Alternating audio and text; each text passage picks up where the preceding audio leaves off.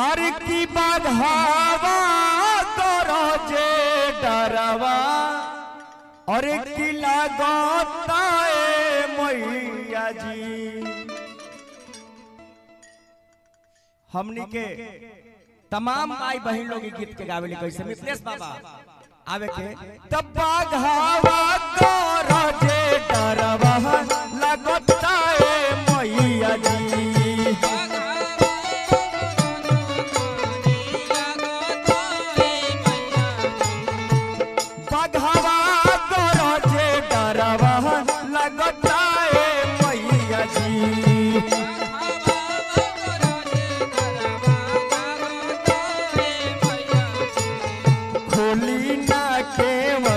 अंदर आवे दिए मैया जी।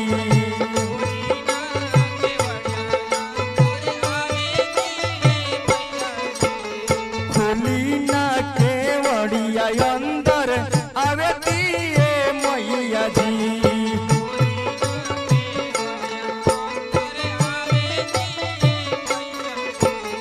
बाघवा करो जे डरवा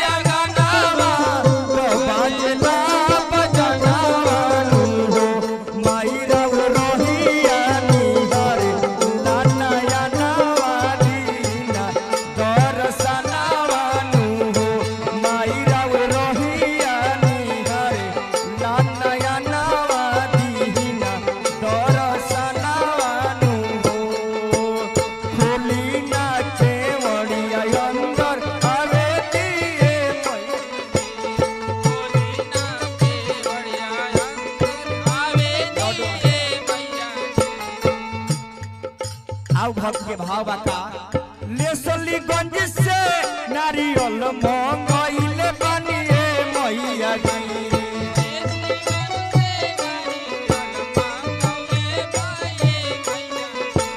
लेसलीगंज से नारियल मंगइले बनिए मैया जी।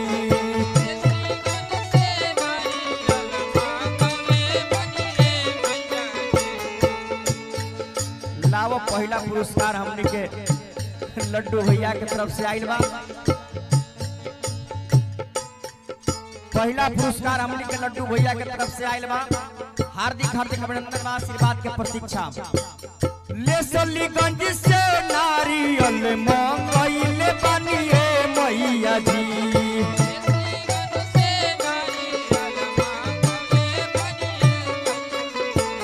खोली ना केवड़िया भोगवा लगावे दिए मैया जी।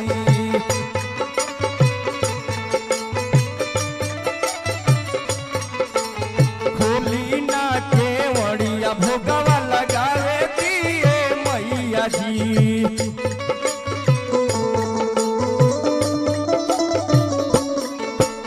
जब हम जानिती शीतली आई है आंगना रुनुर झुनुना।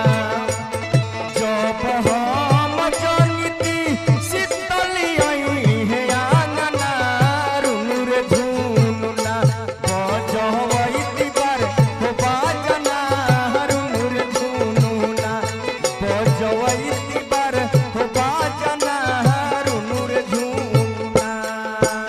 खोली ना केवड़ी अंदर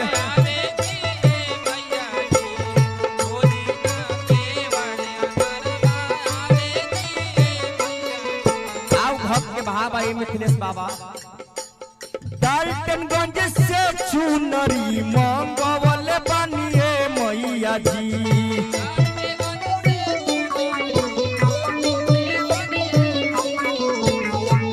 चुनरी के दाम हमनी के लड्डू भैया के तरफ से आइए गइल बा, हार्दिक हार्दिक अभिनंदन बा।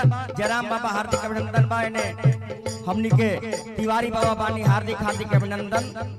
दिनेश तिवारी बाबा। डाल्टनगंज से चुनरी मंगवले बानिए मैया जी।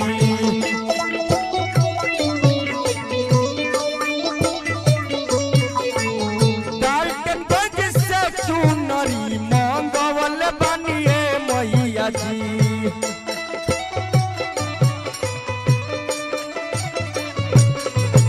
खोली ना के मड़िया अंदर आवे दिए मैया जी।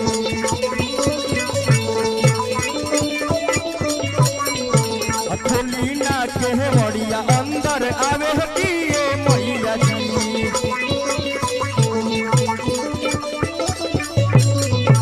खोली ना के मड़िया अंदर आवे दिए मैया जी।